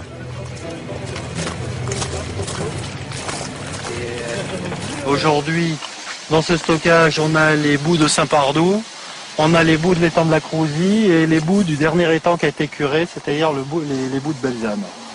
C'est vraiment un site, je veux dire, qui jusqu'ici est un peu un site pilote. Il est bien évident que toutes les conclusions qui pourraient émaner des études qui sont assez détaillées et poussées sur le site de Belzane pourraient être transposées après sur d'autres sites. L'intégration paysagère est tout à fait correcte et puis en plus ça favorise la biodiversité parce que vous avez des espèces d'oiseaux qui sont tout à fait intéressants. Le responsable de l'environnement d'Areva a l'air sûr de lui. Pourtant, même l'Institut de radioprotection et de sûreté nucléaire considère que cette décharge fuit de toutes parts. Cet organisme, sous tutelle de 5 ministères, est la voix de la France pour la protection des populations en matière nucléaire. Pour le responsable du service de sûreté des déchets radioactifs, Belzane est tout sauf un site modèle. Dans le cas de Belzane, des eaux sortent des ouvrages qui sont aujourd'hui abandonnés, et ces eaux sont chargées en uranium et de manière générale en radioactivité. Donc aujourd'hui, on connaît la qualité de ces eaux et on sait que la qualité de ces eaux ne permet pas un rejet sans traitement vers le milieu environnant, vers le milieu naturel. Pour constater ces fuites radioactives, nous sommes retournés à Belzane. Le portail de ce site, soi-disant sécurisé, était cadenassé. Nous nous sommes contentés d'un chemin de traverse. Donc Bruno, c'est un site fermé et c'est l'une des grandes décharges radioactives françaises d'Areva. Oui, c'est un stockage de résidus radioactifs, qui sont donc des déchets radioactifs. Il y a plus d'1,5 million de tonnes. Et ce qui est choquant, c'est de voir que le grillage, en fait, n'est pas complètement fini. On peut passer à travers facilement. C'est un problème qu'on a constaté sur de nombreux sites d'Areva, c'est qu'en fait, les grillages ne sont pas entretenus de façon suffisante. Et donc tout le monde peut entrer? Bah là, on le voit bien, d'ailleurs, les gens ont l'habitude de passer sur ce petit sentier. Et ils ont ainsi accès au site de stockage de déchets radioactifs. En contrebas de la décharge, Areva a installé une station de traitement des eaux. Mais à leur sortie, elles sont encore très chargées en éléments radioactifs.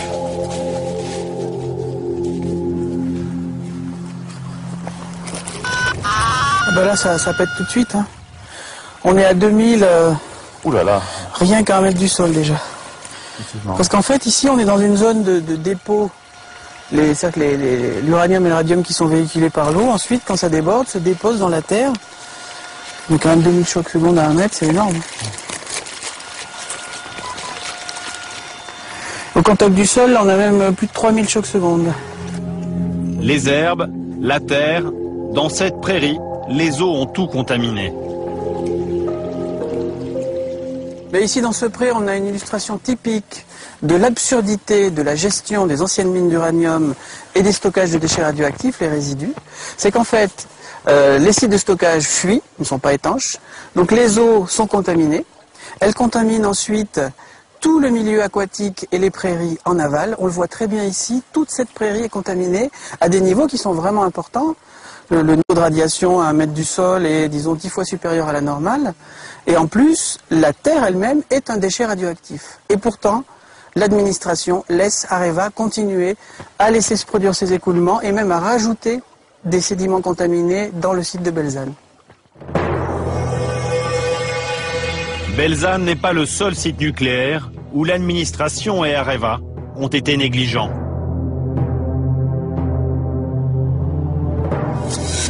À Saint-Priest-la-Prugne, en Rhône-Alpes, on a aussi stocké des résidus. 2 millions de tonnes de boue radioactive entreposées à 1 mètre sous ces eaux. Ici aussi, le site est soi-disant sécurisé. Alors cette porte s'ouvre absolument sans difficulté. Je prends une carte de crédit de mon portefeuille. Carte de crédit. Voilà. Un site protégé.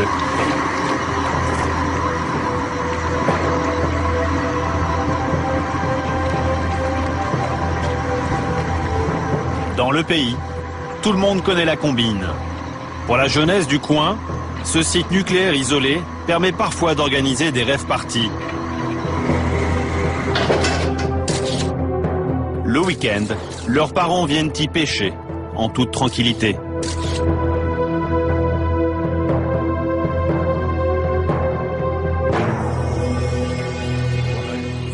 Ailleurs en France, la Cogema a légué aux populations d'autres cadeaux encore plus empoisonnés.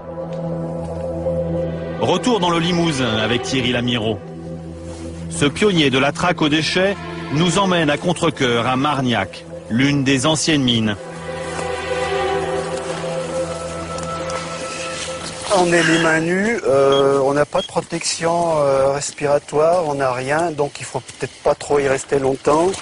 Et comme moi personnellement je m'en suis pris une bonne tapée depuis de nombreuses années, je souhaite pas y rester longtemps, quoi. Voilà.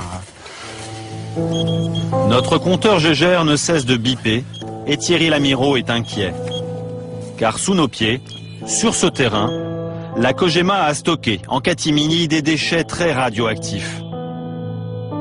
En 1992, il a surpris des camions décharger ces fûts, qu'il a photographiés avant qu'ils ne soient enterrés.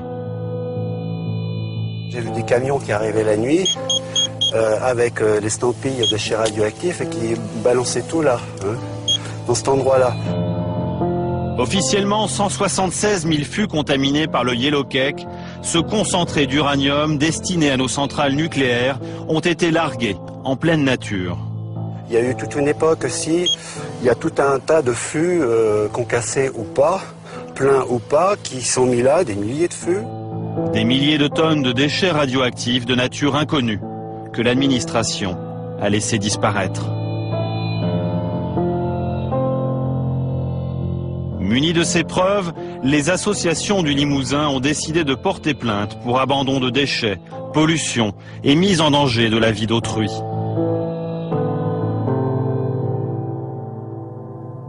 Cogema devant le tribunal correctionnel de Limoges pour abandon de déchets radioactifs pendant les 50 ans où elle a exploité les mines du Limousin. En juin 2005, pour la première fois, la multinationale française du nucléaire se retrouve sur le banc des accusés au tribunal correctionnel de Limoges. À ce moment-là, les citoyens plaignants croient encore en leur justice. Nous prétendons qu'il y a véritablement un gros problème de pollution, un gros problème de déchets et il faut que la justice passe. 5 mois plus tard, c'est la consternation. Le 14 octobre 2005, la Cogema est relaxée. Elle sort du tribunal sans la moindre condamnation. Aujourd'hui, l'avocat qui soutenait les associations pense que la partie était perdue d'avance. Areva a profité d'une réglementation taillée sur mesure pour l'industrie nucléaire, un régime d'exception pour ces déchets radioactifs. Alors, la défense d'Areva, qui a été extrêmement efficace, a consisté à dire vous devez appliquer les règles du droit minier, qui sont encore une fois extrêmement favorables à l'exploitant, puisqu'elles sont faites pour permettre le développement de l'industrie minière. Donc on applique le droit minier, on applique le droit nucléaire, et la combinaison des deux fait que finalement on a une définition de déchets qui ne permet pas d'englober la plus grande partie de ce que l'on retrouve aujourd'hui dans la nature. Donc au final, officiellement à Bessines, il n'y a pas de déchets pour la justice. Alors officiellement, il n'y a pas de déchets effectivement dans le Limousin, c'est au-delà de Bessines. Il n'y a pas de déchets dans le Limousin aujourd'hui. Oui. Bah, écoutez, oui, ça me pose un vrai problème. Nous nous sommes procuré le dossier d'instruction. Avant procès, le juge chargé de l'enquête avait sévèrement pointé du doigt la responsabilité de la Cogema. Ces faits caractérisent à la fois des modes de gestion non réglementaires de déchets radioactifs, mais encore des négligences substantielles de la part d'une société industrielle d'envergure mondiale. Le juge d'instruction a refusé de s'exprimer. Nous avons contacté un magistrat proche de l'enquête pour lui demander pourquoi le tribunal a relaxé la Cogema. Il nous a parlé franchement, sans savoir qu'il était enregistré. Tout a été apaisé complètement, la Cogema s'en fichant totalement. Ils ont suivi l'information d'un œil amusé, sans s'y intéresser vraiment. Et vous considérez qu'ils ont été relaxés alors qu'ils n'auraient pas forcément dû l'être? Ah bah c'est mon avis. Mais... C'est votre avis? Enfin moi, je suis content d'avoir fait mon travail, parce que dans quelques années, quand on verra les bombes à retardement qu'a laissé la Cogema, au moins je ne serai pas mis en cause.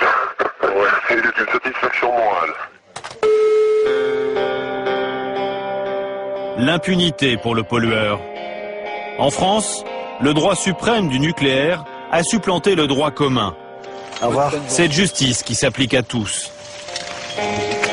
Aujourd'hui, les habitants des régions contaminées par les déchets des mines d'uranium continuent de se battre pour tenter de léguer à leurs enfants un avenir le moins radioactif possible.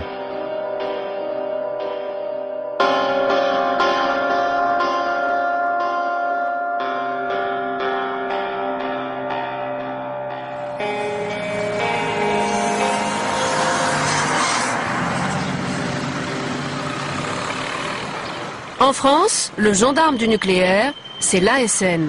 C'est cet organisme d'État qui est en charge du contrôle du nucléaire, de la protection des populations et de leur information. André-Claude Lacoste en est le président. Et pour lui, il n'y a aucune raison de s'inquiéter. Ces déchets ne sont pas dangereux. En ce qui concerne les déchets miniers d'extraction, le grand public, la population qui peut y être exposée, n'est pas très informée. Il y a un certain retard dans beaucoup de pays à reconnaître que les résidus d'extraction minière et les stériles sont un vrai sujet. Lorsque vous avez pris vos fonctions, il y a 16 ans maintenant, à la tête de l'ASN, est-ce que vous pensiez que ces résidus ou ces stériles étaient dangereux? C'est toujours difficile de Franchement, hein, c'est difficile de rappeler ce qu'on pensait 15 ans avant. Ouais. Mais clairement, à l'époque, dans ce genre de sujet, ma priorité, c'était les déchets des exploitants nucléaires, les déchets d'EDF, les déchets du commissariat à l'énergie atomique, les déchets d'Areva. Et clairement, c'est là-dessus que nous avons mis l'accent. C'est pour ça que nous avons bâti un plan national de gestion des déchets radioactifs, qui a été bâti une loi. Et c'est seulement au cours du temps qu'il nous est apparu qu'il fallait accrocher à ce mouvement de réflexion, accrocher à ce mouvement d'action, le sujet des résidus et des stériles miniers. Donc il y a un temps de retard, c'est bien. Il y a eu un vrai temps de retard. Il y a un vrai temps de retard. Aujourd'hui, pour être très clair vis-à-vis du grand public qui nous écoute, comment vous les considérez, vous, ces résidus ou ces stériles? Est-ce que vous les considérez comme des produits dangereux? Je les considère comme des produits potentiellement dangereux, mais l'ensemble des mesures dont nous disposons nous conduit à penser que pour le moment, il n'y a pas de danger. Ils sont potentiellement dangereux, mais il n'y a pas de danger. S'il y avait un danger quelque part... J'ai du mal à vous comprendre. S'il y avait un danger quelque part, on interviendrait sur le champ. Quand on dit, et quand la CRIRAD dit, ou d'autres disent, il faut mettre des barrières de protection, il faut mettre des panneaux de signalisation, qu'est-ce que vous dites, vous? Votre intime conviction, c'est quoi? Mon intime conviction, c'est qu'il n'y a pas de situation dangereuse actuellement en France.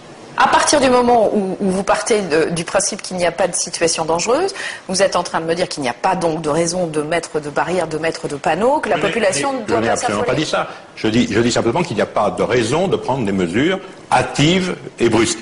Et il y a deux façons de traiter le sujet. La première, c'est de définir une doctrine, de l'appliquer au vu d'études que nous présente Areva. Oui. Et la deuxième façon, c'est d'en discuter localement, de façon à ce que les mesures soient partagées par l'ensemble des habitants. Alors ça, je vous comprends, mais en même temps, si vous voulez, nous, quand on enquête sur ce dossier, on se dit, vous ne souhaitez pas de mesures hâtives ou brusques, ça fait 20 ans que la situation dure. Donc, pour le moins, il n'y en a pas eu de décision hâtive et brusque. Oui, mais une décision hâtive et brusque, ce serait une décision consistant à mettre des barrières, à prendre des mesures de recouvrement de telle ou telle masse de déchets, sans savoir pourquoi, sans savoir comment, sans savoir qui en est responsable, sans savoir comment c'est surveillé. Nous, on a tendance à se dire c'est un principe de précaution pour la population. Oui, mais le principe de précaution est un principe tout à fait fondamental.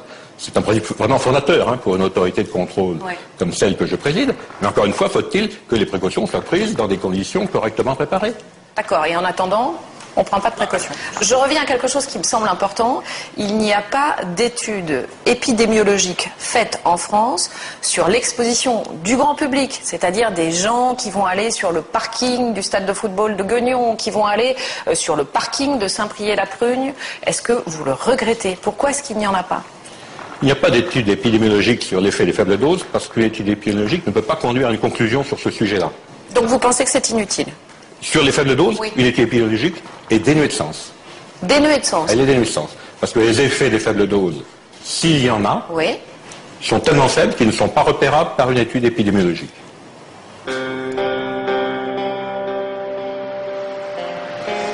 Romain Icard, Emmanuel Amara, c'est vous qui avez mené cette enquête. Romain, on le voit bien, cette affaire, elle dure depuis 30 ans maintenant.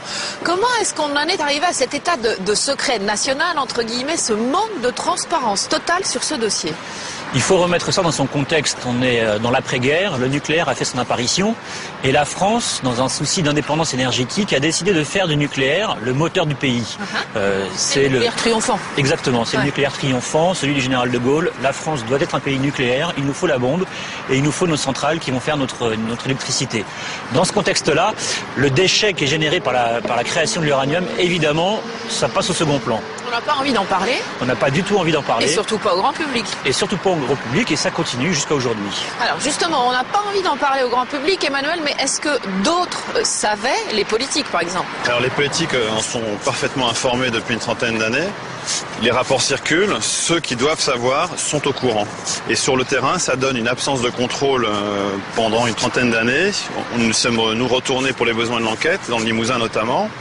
Et les inspecteurs de l'ADRIR, donc le gendarme de l'État pour l'environnement, nous ont avoué à demi-mot que les contrôles avaient commencé seulement à partir de 2004. En France, le nucléaire est un domaine réservé, un précaré où les décisions ne se prendraient qu'au plus haut niveau, à l'Élysée. Nous allons vous raconter comment des ministres et des députés n'ont jamais eu leur mot à dire face à la puissante compagnie qui fournit à la France son combustible nucléaire. Comment la COGEMA, devenu depuis Areva, a réussi à faire passer ces rejets radioactifs pour de vulgaires déchets domestiques.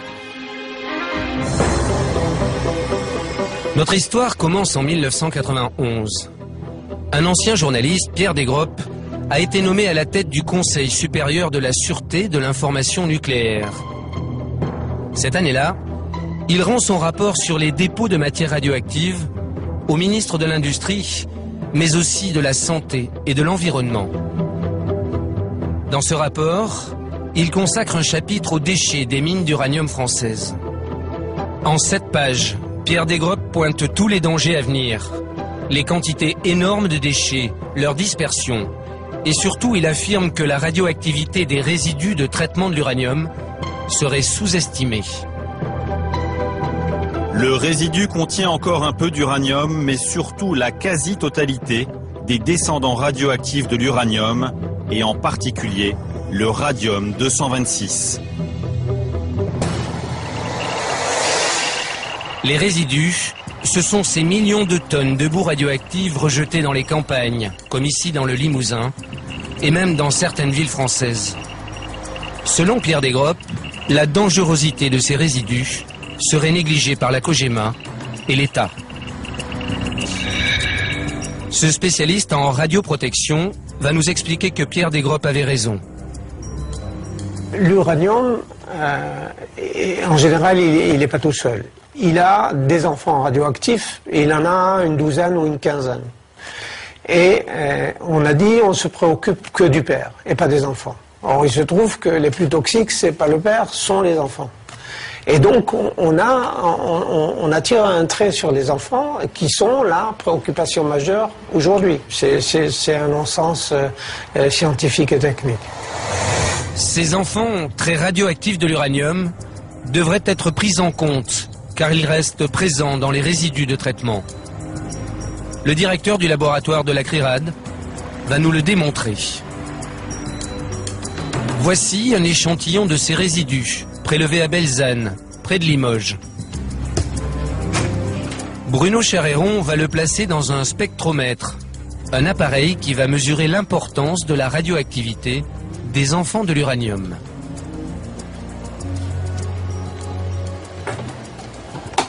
Ce pic très intense, il est lié au radium-226. L'activité est très importante de cet échantillon. Alors que ce tout petit pic ici est lié à l'uranium. Il est beaucoup moins intense. Il y en a plus beaucoup. Et c'est logique puisque c'est du résidu d'extraction de l'uranium. L'uranium a été extrait.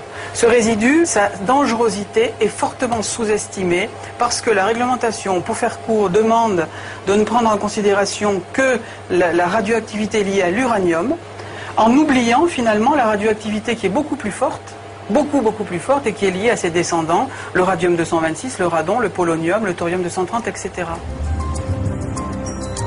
Il y a 18 ans déjà, Pierre Desgroppes avait tiré la sonnette d'alarme.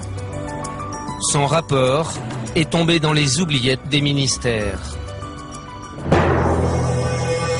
Pourquoi la réglementation française fait-elle toujours l'impasse sur la réelle radioactivité des résidus? La réponse se trouve à l'Assemblée. En 1991, 6 mois après le rapport Desgroppes, la première grande loi sur la gestion des déchets radioactifs est votée à l'unanimité. Cet homme en est l'auteur. Malgré les mises en garde, la loi Bataille a fait l'impasse sur les déchets radioactifs des mines d'uranium. Pourtant, depuis 20 ans, ce député socialiste participe à la fabrication de toutes les lois sur le nucléaire. Il est censé connaître la question sur le bout des doigts. Est-ce que cette réglementation ne pose pas question? J'ai pas en tête, par cœur, les termes de la loi.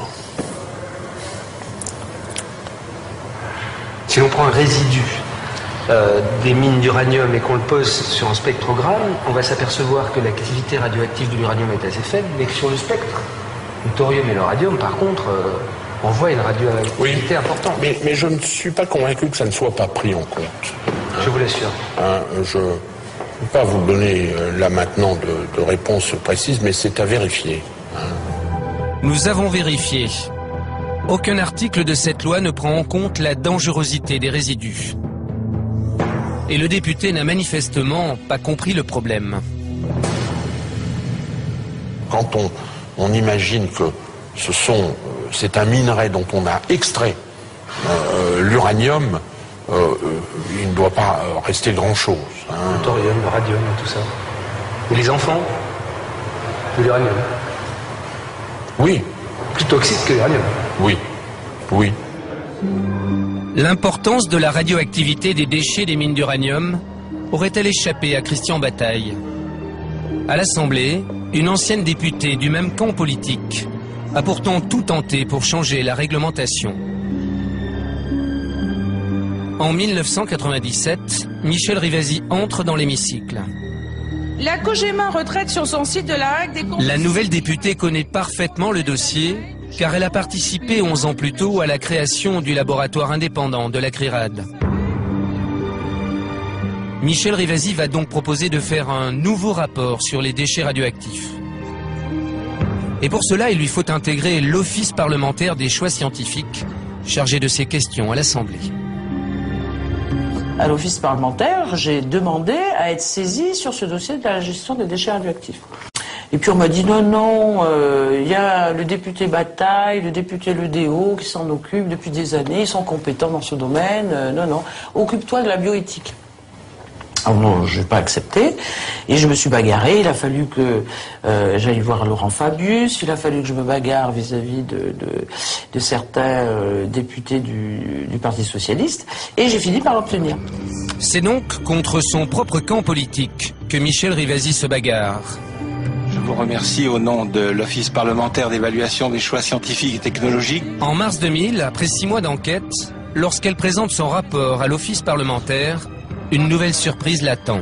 Mais avec des interventions. D'habitude, tous les rapports, bon, ça se discute, il y a des amendements qui sont apportés, etc. Tandis que là, on m'a dit non, ton rapport, on l'accepte pas. Alors que je n'avais pas pris de position pour ou contre le nucléaire. Pour moi, quelle que soit la position qu'on a, moi je pense qu'il faut bien gérer les déchets radioactifs. Si vous voulez, il n'y a pas de discussion objective au niveau des députés présents, que c'est à un haut niveau que ça se décide et que nous, on doit tout avaliser. 9 ans après le rapport des Gropp, le rapport Rivasi est à son tour enterré. La réglementation ne changera pas. La radioactivité des résidus reste sous-évaluée. Sur les 210 sites d'uranium qui ont été exploités, la loi impose tout de même à Areva de contrôler les risques pour les populations. Mais le fait-elle vraiment? Pour s'en assurer, nous sommes allés près de Limoges, rencontrer le laboratoire qui réalise la plupart des contrôles. En arrivant sur place, surprise, l'adresse correspond au siège d'Areva Environnement. Nous avions pourtant pris rendez-vous avec un laboratoire officiellement indépendant. Nous allons découvrir que ce laboratoire, Algad, a longtemps appartenu à la COGEMA. Algad est issu des équipes du commissariat à l'énergie atomique qui était en charge de la surveillance radiologique des mines d'uranium depuis, on va dire, le démarrage des mines d'uranium en France dans les années 50. En 1993, nous avons été filialisés par COGEMA, puisque nous étions une filiale de la branche mine de la COGEMA. Et en 2003, nous avons été rattachés à un groupe de laboratoires lyonnais. Jusqu'en 2003, ce laboratoire qui mesure la dangerosité des déchets radioactifs appartenait donc aux propriétaires des mines d'uranium. Mais alors, que valent les mesures de surveillance réalisées par Algad sur les sites d'Areva? Retour dans le Cantal, à Saint-Pierre, ce village construit sur 600 000 tonnes de résidus radioactifs.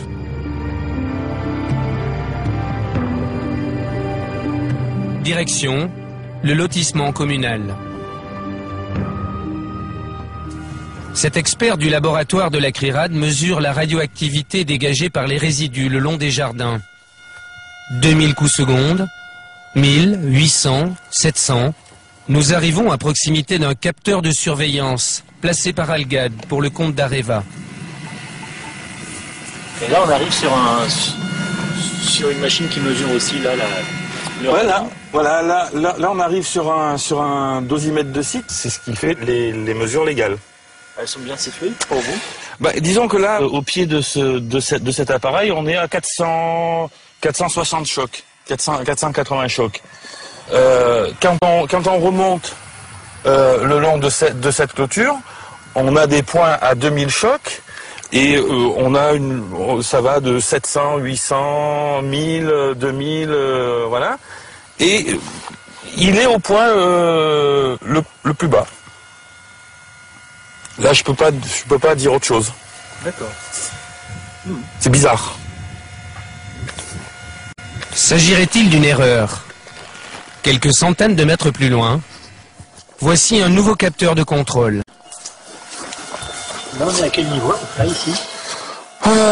Donc là, on est à 700 chocs secondes. Si je fais quelques mètres, je vais monter à 3 fois, 4 fois cette mesure-là, quoi. D'accord. Donc c'est vrai qu'on peut mesurer sur un site très contaminé, on peut mesurer pas grand-chose si on veut. Tout dépend de l'endroit où on va poser la station de mesure. Donc ces machines ont été posées par l'exploitant, à l'endroit où l'exploitant a bien voulu les poser. Et elles sont posées opportunément? Elles sont posées pas forcément opportunément, non. On n'a pas la même conception de l'endroit où il faut mettre ce genre de capteur, quoi. Au cours de notre enquête, tous les capteurs que nous avons croisés ne se trouvaient jamais sur les points les plus forts de radioactivité. Et c'est bien le problème. Car ce sont les mesures faites par ces capteurs qui sont transmises aux organismes de l'État, chargés de veiller sur la santé des populations. C'est ce qu'a découvert Corinne Lepage lorsqu'elle est devenue ministre de l'Environnement en 1995. Je donne un exemple qui est une réalité. Je vous disais que je me suis un peu occupée de l'OPRI. J'ai demandé à l'OPRI, l'Office de protection contre les rayonnements ionisants, qui était chargé de contrôler la radioprotection, c'est-à-dire l'aspect santé, comment ils faisaient leurs mesures. J'ai demandé d'abord à leur directeur, j'ai pas eu de réponse. Au bout d'un mois ou un mois et demi, j'ai envoyé un courrier, je n'ai pas eu de réponse. J'ai envoyé une lettre recommandée avec accusé de réception, ce qui n'est pas dans les usages de l'administration, pour apprendre que l'OPRI ne faisait aucune mesure et qu'elle se contentait de celle que la COGEMA lui transmettait. Donc nous avons en fait un système dans lequel il y a un mélange permanent des genres entre contrôleurs et contrôlés. C'est-à-dire que ceux qui sont chargés du contrôle sont en réalité ceux qui sont chargés de faire en sorte que l'industrie du nucléaire n'ait strictement aucun problème de quelque nature que ce soit. Pourtant, l'État dispose de ses propres contrôleurs, censés mesurer la radioactivité et le respect des normes sur le terrain. Dans leur préfecture, que font donc les inspecteurs des DRIR, ces gendarmes de l'environnement, au niveau régional? Retour à Limoges, la capitale du Limousin, la région la plus contaminée de France par les mines d'uranium. Souvenez-vous, c'est ici qu'en 2005, la COGEMA s'est retrouvée devant les juges pour abandon de déchets.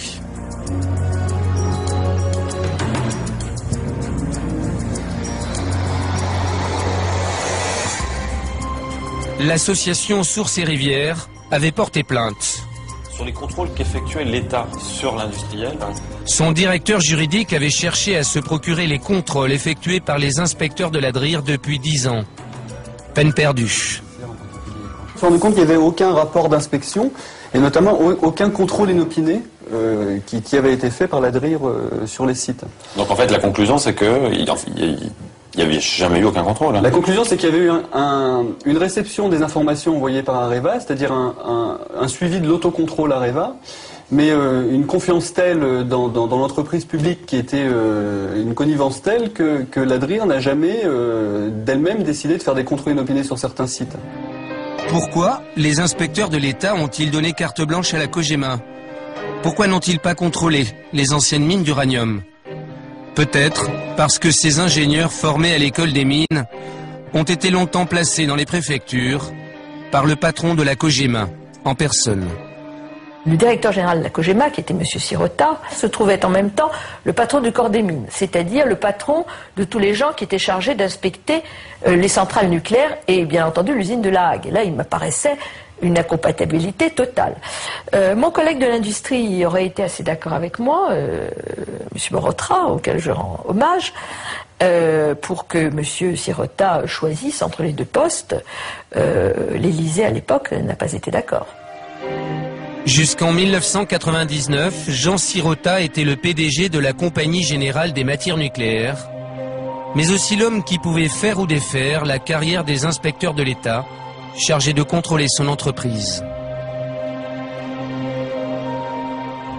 C'est-à-dire que c'est lui-même qui nommait les inspecteurs des DRIR qui allaient contrôler la Cogema.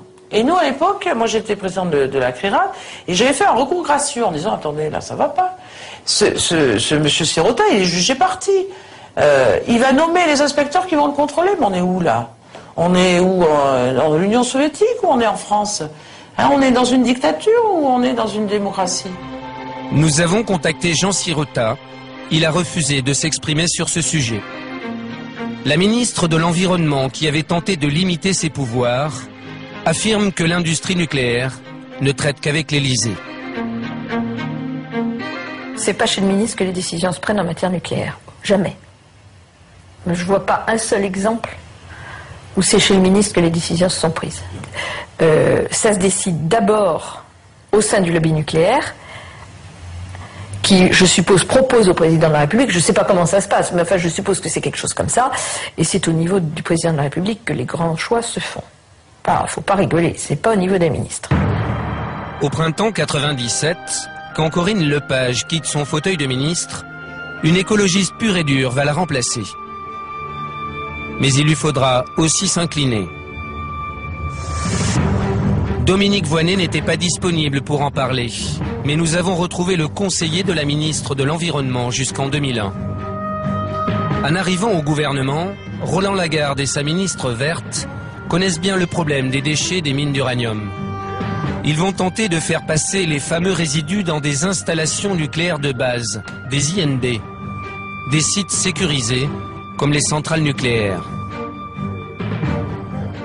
Les sites, vous savez, de stockage par exemple, ils auraient dû tous basculer en installation nucléaire de base. Alors ça, c'est toute la question, voilà. Ça, c'est toute la question. Et alors pourquoi, par exemple, cette question n'est pas... Parce qu'à chaque fois qu'on a essayé, alors pour le coup, de l'aborder en disant faut considérer que tout ça c'est des INB et les traiter comme des INB, eh bien on a perdu dans toutes les interministérielles. Donc à partir de là, quand vous êtes mis, vous avez quoi la possibilité de démissionner en disant je claque la porte parce que c'est intolérable, ou de faire avec. Et si vous avez d'autres sujets que vous considérez qu'il faut faire avancer, claquer la porte c'est la mauvaise solution. Donc voilà quoi, c'est les contraintes d'exercice du pouvoir.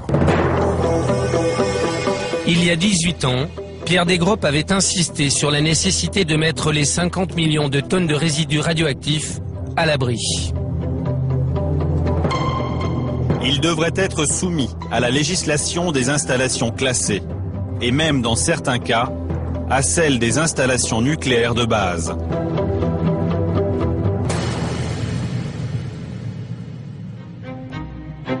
Aujourd'hui, les résidus reposent dans des sites qui sont parfois ouverts au public. Regardez bien ce film de communication réalisé pour la Cogema en 1999. Le deuxième producteur mondial de combustible nucléaire explique comment ces 210 mines d'uranium françaises ont été restituées à la nature après leur fermeture. Nous réaménageons pour faire en sorte que la nature puisse finalement se rétablir le plus facilement possible. Nous sommes un peu des faciliteurs, en quelque sorte, pour que la nature puisse reprendre ses droits. Pour que la nature reprenne ses droits, la Cogema a enterré les déchets de ces mines d'uranium. Elle a recouvert des millions de tonnes de résidus, ces boues radioactives, avec des stériles, ces cailloux radioactifs, avant de déposer sur le tout une couche de terre pour faire un beau décor. Le Nous sommes intervenus pour les préconisations de végétalisation pour répondre à la restauration écologique du site. Alors les deux grands principes fondamentaux, c'est l'intégration paysagère, éventuellement aussi favoriser le retour de la faune sur le site. Avant, après, et voilà le travail. Partout en France, de beaux espaces naturels, des bases de loisirs, des habitations dissimulent des millions de tonnes de matière radioactive. Des décharges invisibles qui risquent très vite d'être oubliées.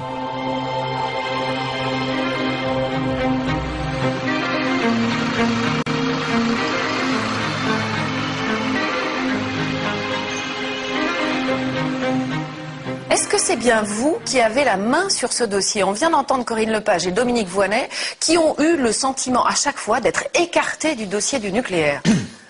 Écoute, je crois que les temps ont changé de ce point de vue-là. Dieu merci d'ailleurs, sous la pression générale de l'opinion publique, de la société civile.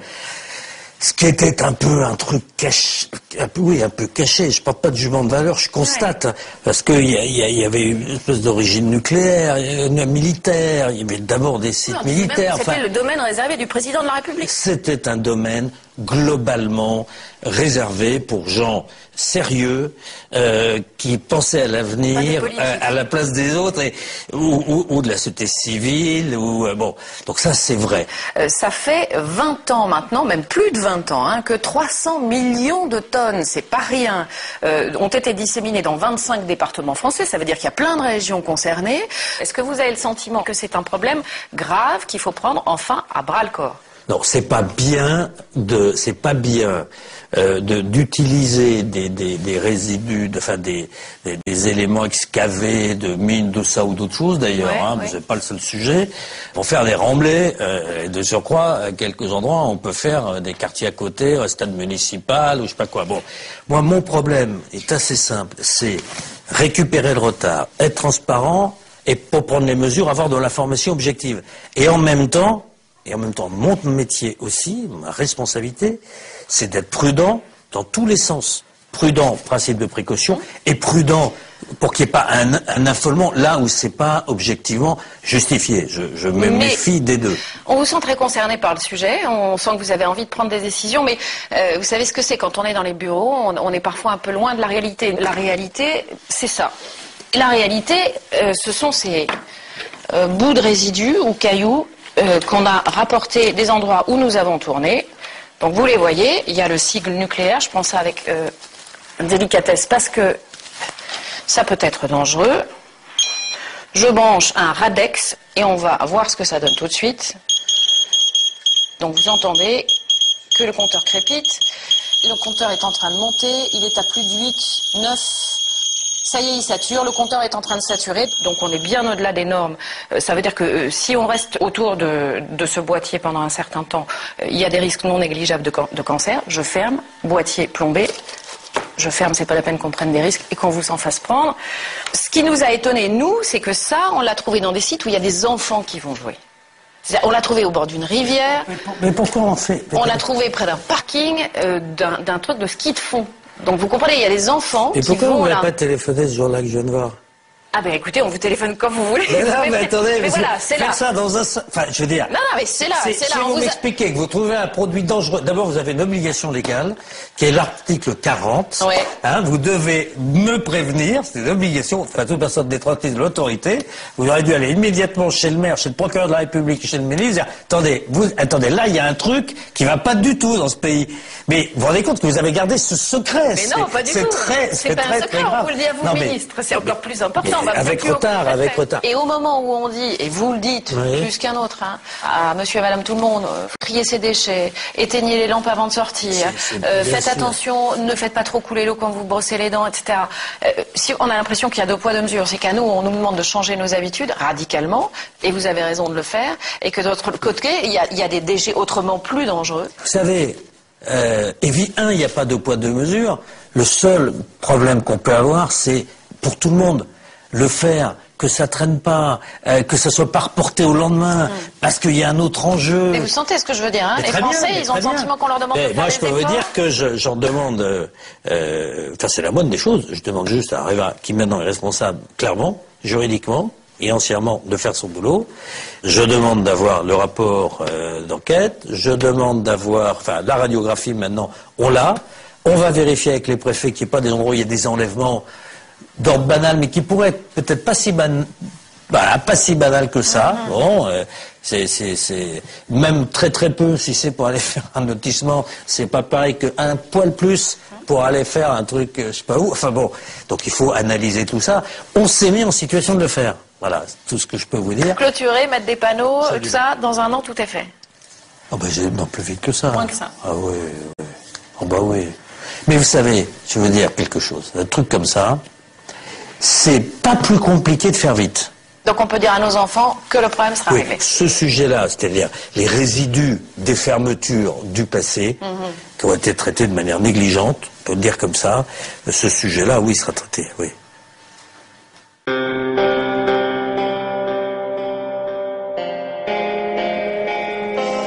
C'est la fin de cette émission, mais nous sommes loin d'en avoir fini avec ce dossier que nous laissons en héritage aux générations futures. La durée de vie de l'uranium, sachez-le, est de 4,5 milliards d'années.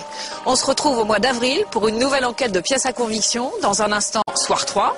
Merci de nous avoir suivis. Bonsoir. Il y a des forces politiques en France qui sont contre le nucléaire.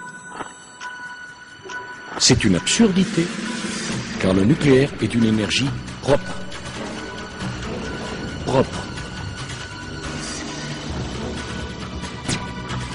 C'est-à-dire quand la France, par l'intermédiaire de ses entreprises, propose le paquet nucléaire, elle propose en s'engageant de la fourniture du minerai jusqu'au retraitement des déchets.